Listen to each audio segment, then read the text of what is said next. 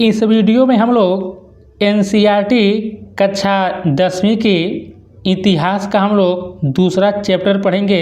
Chapter का नाम है भारत में राष्ट्रवाद। यह इतना इम्पोर्टेंट चैप्टर है। अब तक देखिए बीपीएससी टीआरई का जितना भी एग्ज़ाम हुआ है हर एक में यहाँ से क्वेश्चंस आप लोगों को देखने के लिए मिला है। तो चलिए शुरू करते हैं हम लोग। देखिए यदि आप लोग बुक को पढ़ते हैं तो बहुत टाइम लगता। मैं क्या किया हूँ हैंडरिटन नोट्स के माध्यम से आप लोग को बहुत कम समय में अधिक से अधिक मैं कंटेंट देने का कोशिश कर रहा हूँ। तो चलिए शुरू करते हैं। देखिए थोड़ा हम लोग स्टार्टिंग हम लोग करते हैं। पहला विश्व युद्ध से जो आर्थिक प्रभाव पड़ा था, विश्व युद्ध ने एक नई आर्थिक और राजनीतिक स्थिति पैदा कर दी थी। स्टार्ट हम लोग करते हैं कि विश्व युद्ध ने एक नई आर्थिक और राजनीतिक स्थिति पैदा कर थी। इसके कारण रक्षा व्यय में भारी इजाफा हुआ। सीमा शुल्क यानी कि कस्टम्स ड्यूटीज देखिए बढ़ा दिया गया और आयकर जो है यह इनकम टैक्स शुरू किया गया। तो यह क्या है थोड़ा बुक में दिया था एनसीईआरटी के, तो हम यहाँ पर शामिल कर लिए हैं।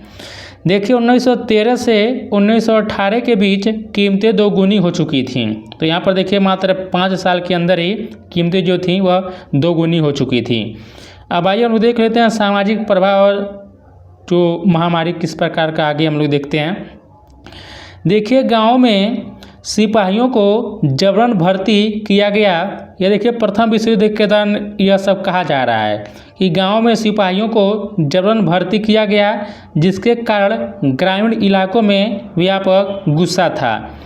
1921 की जनगणना के मुताबिक दुर्भिक्ष और महामारी के कारण 120 से 130 लोग मारे गए। याद रखिएगा, यहाँ पर क्वेश्चन पूछ सकता है क्योंकि एनसीईआरटी का कंटेंट है।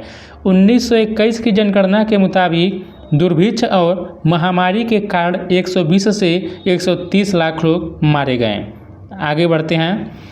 अब हम लोग देखते हैं कि गांधी जी का आगमन और सत्याग्रह। देखिए एग्जाम में यहाँ से क्वेश्चंस पूछा गया है। महात्मा गांधी 9 जनवरी 1915 को दक्षिण अफ्रीका से भारत लौटे। याद रखिएगा, एग्जाम में पूछा गया है, आप लोग याद रखिएगा। महात्मा गांधी 9 जनवरी 1915 को दक्षिण अफ्रीका से भारत लौटे। गांधी जी का विश्वास था कि अहिंसा यानी कि नॉन वायलेशन का यह धर्म सभी भारतीयों को एकता के सूत्र में बांध सकता है।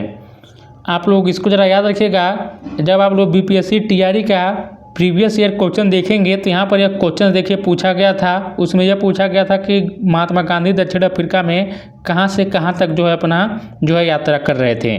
तो याद रखिएगा महात्मा गांधी दक्षिण अफ्रीका में 6 नवंबर 1913 को न्यू कैसल से ट्रांसवाल की ओर बढ़ रहे थे। याद रखिएगा, यह जगह देखिए एग्जाम में पूछ लिया बीपीएससी टीआरई एग्जाम में।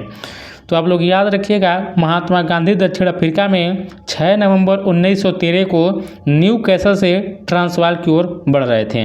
अब आरंभिक हम लोग सत्याग्रह देखते हैं, चंपारण सत्याग्रह के बारे में। देखिए चंपारण जो है यह बिहार में यह जगह पड़ता है। तो देखिए चंपारण जो सत्याग्रह 1917 में, उसके बारे में देखते हैं। गांधी जी ने यानी कि उन्होंने बिहार के चंपारण इलाके का दौरा किया और दमनकारी बागान व्यवस्था के खिलाफ किसानों को संघर्ष के लिए प्रेरित किया। देखिए दूसरा देखिए खेड़ा जो गुजरात में 1917 में उन्होंने गुजरात के खेड़ा जिले के किसानों की मदद के लिए सत्याग्रह का आयोजन किया। तो ये भी आप लोग याद रखिएगा। फसल खराब हो जाने और प्लेग की महामारी के कारण खेड़ा जिले के किसान लगान चुकाने के हालात में नहीं थे। कारण क्या है? तो फसल खराब हो जाने और प्लेग की महामारी के कारण खेड़ा जिले के किसान लगान चुकाने के हालात में नहीं थे। आगे बढ़ते हैं। अहमदाबाद 1918। देखिए गांधी जी सूती कपड़ा कारखानों के मजदूरों के बीच सत्याग्रह आंदोलन चलाने अहमदाबाद जा पहुँचे। तो सबसे पहले हम लोग यह देखें 1917 में चंपारण में, उसके बाद देखिए खेड़ा गुजरात में, अब देखिए अहमदाबाद में 1918 में यह गांधी जी जो है सूती कपड़ा कारखानों के मजदूरों के बीच सत्याग्रह आंदोलन चलाने अहमदाबाद जा पहुँचे। अब आइए हम लोग थोड़ा रॉलेट एक्ट के बारे में जान लेते हैं।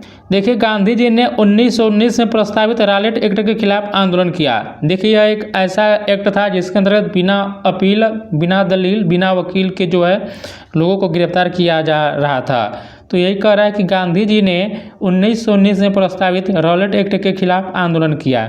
भारतीय सदस्यों के भारी विरोध के बावजूद इस कानून को इंपीरियल लेजिस्लेटिव काउंसिल ने बहुत जल्दीबाजी में पारित कर दिया था, रॉलेट एक्ट को 1919 में।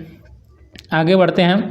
देखिए इसके जो प्रावधान थे रॉलेट एक्ट के, इस कानून के जरिए राजनीतिक कैदियों को 2 साल तक बिना मुकदमा चलाए जेल में बंद रखने का अधिकार मिल गया था। एग्जाम पूछ लेगा कि कितने साल तक, 2 साल तक राजनीतिक कैदियों को बिना मुकदमा चलाए जेल में बंद रखने का अधिकार मिल गया था। विरोध देख लेते हैं। देखिए 10 अप्रैल 1919 को पुलिस ने अमृतसर में एक शांतिपूर्ण जुलूस पर गोली चला दी। याद रखिएगा 10 अप्रैल 1919 को पुलिस ने अमृतसर में एक शांतिपूर्ण जुलूस पर गोली चला दी। अब आइए हम लोग जलियांवाला बाग हत्याकांड के बारे में देखते हैं। देखिए दोस्तों यह वीडियो आप लोगों को एक जो है डेमो के तौर पर दिया जा रहा है। यदि आप लोग हमारे साथ जुड़कर पूरा NCERT SCERT को नोट्स के माध्यम से पढ़ना चाहते हैं तो मैं वीडियो के अंत में आपको बता दूंगा किस प्रकार आप लोग हमारे साथ एकदम कम से कम फी में जुड़ सकते हैं। आइए देखते हैं जलियांवाला बाग हत्याकांड के बारे में। आप लोग तारीख जरा याद रखिएगा, 13 अप्रैल 1919 को और बैसाखी का दिन था। एग्जाम में पूछा क्या है कि जब जलियांवाला बाग हत्याकांड जिस दिन हुआ था उस दिन मतलब वो कौन सा दिन था, तो बैसाखी का दिन था। कब घटना कब घटी? 13 अप्रैल 1919 को अमृतसर में जलियांवाला बाग हत्याकांड हुआ। और देखिए जनरल डायर ने गोली चलवा दी। किस पर? जो भीड़ थी उस पर गोली चलवा दी थी, बिना कोई सूचना दिए गोली चला दिया था। याद रखिएगा आप लोग। आगे बढ़ते हैं। आंदोलन की वापसी और खिलाफत के बारे में देख लेते हैं।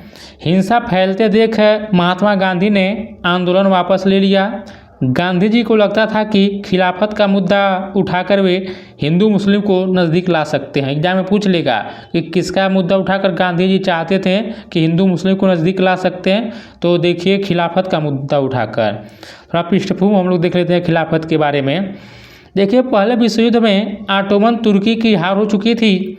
खलीफा का तात्कालिक शक्तियों की रक्षा के लिए मार्च 1919 में बम्बई में एक खिलाफत समिति का गठन किया गया। आप लोग जरा जगह और समय याद रखिएगा। 1919 में बम्बई में एक खिलाफत समिति का गठन किया गया। आगे बढ़ते हैं। मोहम्मद अली और शौकत अली बंधुओं के साथ, देखिए अली बंधुओं का नाम लोग याद रखिएगा, मैं पूछ लेगा। तो मोहम्मद अली और शौकत अली बंधुओं के साथ कई युवा मुस्लिम नेताओं ने इस मुद्दे पर महात्मा गांधी के साथ चर्चा शुरू कर दी थी। याद रखिएगा ये अली बंधुओं का नाम याद रखिएगा, मोहम्मद अली और शौकत अली। तो यहाँ पर अली ब्रदर्स को आप लोग देख सकते हैं। कलकत्ता अधिवेशन के बारे में जान लीजिए। देखिए सितंबर 1920 में कलकत्ता के यहाँ पर देखिए कांग्रेस के कलकत्ता अधिवेशन में महात्मा गांधी ने दूसरे नेताओं को इस बात पर राजी कर लिया। अब देखिए किस बात पर उन्होंने राजी किया था, आप लोग जरा याद रखिएगा कलकत्ता अधिवेशन के बारे में। सितंबर 1920 में कांग्रेस का कलकत्ता का अधिवेशन हुआ था, इसके बारे में आप लोग जरा नीचे देखिए। खिलाफत आंदोलन के समर्थन और स्वराज के लिए एक असहयोग आंदोलन शुरू किया जाना चाहिए। तो असहयोग आंदोलन के बारे में चर्चा किस अधिवेशन में हुआ था? तो सितंबर 1920 में कांग्रेस के कलकत्ता अधिवेशन में हुआ था। आप जरा याद रखिएगा इसको। देखिए हम आपको वही कंटेंट देंगे जो एग्जाम में पूछा जाएगा। NCERT से कंटेंट देंगे लेकिन हम वही सॉलिड कंटेंट देंगे जो एग्जाम में आएगा। अब हम लोग देखते हैं कि असहयोग ही क्यों। तो देखिए अपनी प्रसिद्ध पुस्तक हिंद स्वराज 1909 में महात्मा गांधी ने इसमें कहा था। याद रखिएगा हिंद स्वराज पूछ लेगा किसका पुस्तक है, तो महात्मा गांधी का पुस्तक है। इसमें उन्होंने क्या कहा था कि भारत में ब्रिटिश शासन भारतीयों के सहयोग से ही स्थापित हुआ था। इस पुस्तक में उन्होंने यही कहा था कि भारत में ब्रिटिश शासन भारतीयों के सहयोग से ही स्थापित हुआ था। यदि भारतीय सहयोग करना बंद कर दें तो ब्रिटिश शासन ढह जाएगा। याद रखिएगा ये गांधी जी ने कहा था। और नागपुर समझौता के बारे में देख लेते हैं। देखिए 1920 में गर्मियों का दिन था। गांधी जी और शौकत अली आंदोलन के लिए समर्थन जुटाते हुए देश भर में यात्राएं करते रहे। पूछ लेगा कौन कौन यात्राएं करते रहे, तो गांधी जी के साथ कौन थे? शौकत अली भी थे जो देश भर में यात्राएं कर रहे थे। और देखिए दिसंबर 1920 कांग्रेस के नागपुर अधिवेशन में एक समझौता हुआ और असहयोग कार्यक्रम पर स्वीकृति की मुहर लगा दी गई। अब देखिए यहाँ से एग्जाम में क्वेश्चंस बना है, पूछ लेगा कि कांग्रेस के किस अधिवेशन में असहयोग आंदोलन के कार्यक्रम को स्वीकार कर दिया गया और उस पर मुहर लगा दी गई। तो दिसंबर 1920 में जो कांग्रेस का नागपुर अधिवेशन हुआ, इसी में असहयोग आंदोलन कार्यक्रम की स्वीकृति मिली थी। आप लोग इसको याद रखिएगा, बहुत ही इंपॉर्टेंट है। आगे बढ़ते हैं, आंदोलन की शुरुआत देखते हैं। देखिए, असहयोग खिलाफत आंदोलन जनवरी 1921 में शुरू हुआ। असहयोग खिलाफत आंदोलन जनवरी 1921 में शुरू हुआ। इसमें भागीदारी देखिए किन किन लोगों की थी। तो हजारों विद्यार्थियों ने स्कूल कॉलेज छोड़ दिए, हेड मास्टरों और शिक्षकों ने इस्तीफे सौंप दिए, वकीलों ने मुकदमे लड़ना बंद कर दिया। तो यह सब आप लोग देख सकते हैं, यह असहयोग आंदोलन का कुछ प्रभाव था। तो देखिए, इस छोटे से वीडियो में एक बार हम थोड़ा रिवाइज कर लेते हैं, जो जल्दी में। तो जो इम्पोर्टेंट हम लोग वही देखते हैं। तो यहाँ पर देखिए करा कि जो प्रथम विश्व युद्ध हुआ था उसने कई प्रकार की आर्थिक और राजनीतिक स्थिति पैदा कर दी थी। इसके कारण रक्षा व्यय में भारी इजाफा हो गया, सीमा शुल्क बढ़ा दिया गया और आयकर जो है शुरू कर दिया गया था। 1913 से 18 के बीच कीमतें दोगुनी हो चुकी थी। अब हम लोग थोड़ा आगे देख लेते हैं। इसमें यही कहा गया कि गाँव में सिपाहियों को जबरन भर्ती किया गया, जिसके कारण ग्रामीण इलाकों में व्यापक गुस्सा था। यहाँ पर 1921 की जनगणना के अनुसार दुर्भिक्ष और महामारी के कारण 120 से 130 लाख लोग मारे गए। और देखिए, गांधी जो वापस आए थे 9 जनवरी 1915 को आए थे दक्षिण अफ्रीका से। यह भी याद रखिएगा, गांधी जी दक्षिण अफ्रीका में न्यू कैसल से ट्रांसवाल की ओर बढ़ रहे थे। आगे देखते हैं, चंपारण का जो आंदोलन था 1917 में, और देखिए खेड़ा का गुजरात में 1917 में, और देखिए अहमदाबाद का जो आंदोलन था अहमदाबाद 1918 में। देखिए रॉलेट एक्ट जो आया था 1919 में आया था। तो यह देखिए इसमें क्या था कि राजनीतिक कैदियों को 2 साल तक इसमें बिना मुकदमा किए जेल में बंद करने का अधिकार दिया गया था। अब देखिए, विरोध में अमृतसर में शांतिपूर्ण जुलूस पर गोली चला दी गई 10 अप्रैल 1919 को। और जलियांवाला बाग हत्याकांड देखिए 13 अप्रैल 1919 को बैसाखी के दिन घटित हुआ। अमृतसर में जलियांवाला बाग हत्याकांड हुआ था, जनरल डायर ने गोली चलवा दी थी। अब यहाँ पर आप लोग देख सकते हैं 1919 बम्बई में एक खिलाफत समिति का गठन किया गया। कब किया गया था? बम्बई में 1919 में। देखिए मोहम्मद अली और शौकत अली बंधु, आप लोग इनको जरा याद रखिएगा। कलकत्ता अधिवेशन देखिए तो सितंबर 1920 में कांग्रेस के कलकत्ता अधिवेशन में महात्मा गांधी ने दूसरे नेताओं को इस बात पर राजी कर लिया।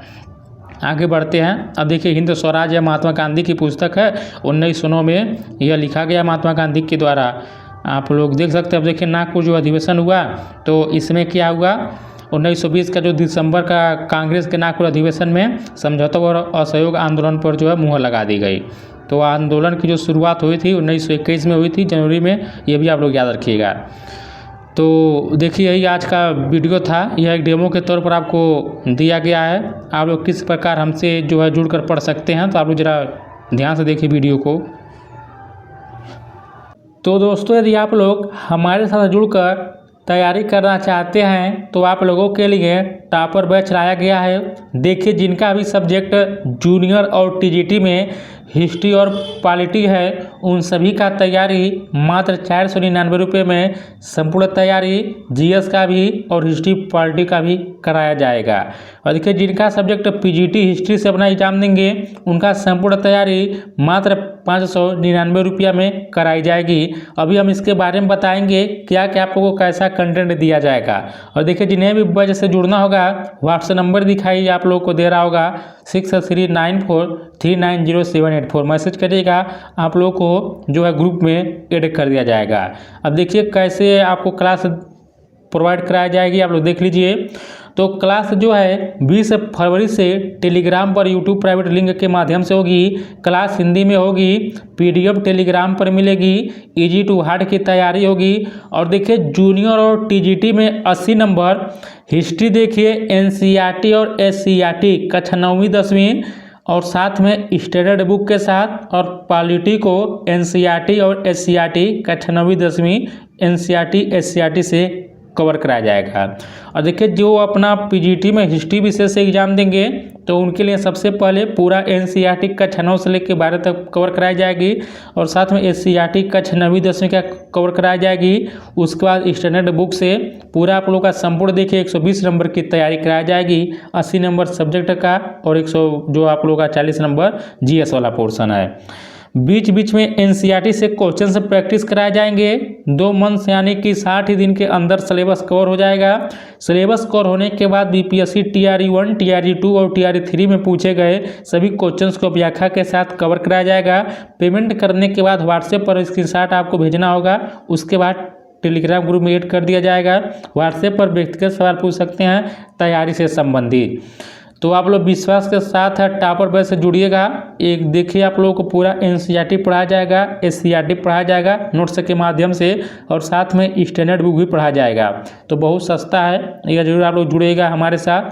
तो यही आप लोगों को एक जानकारी देनी थी।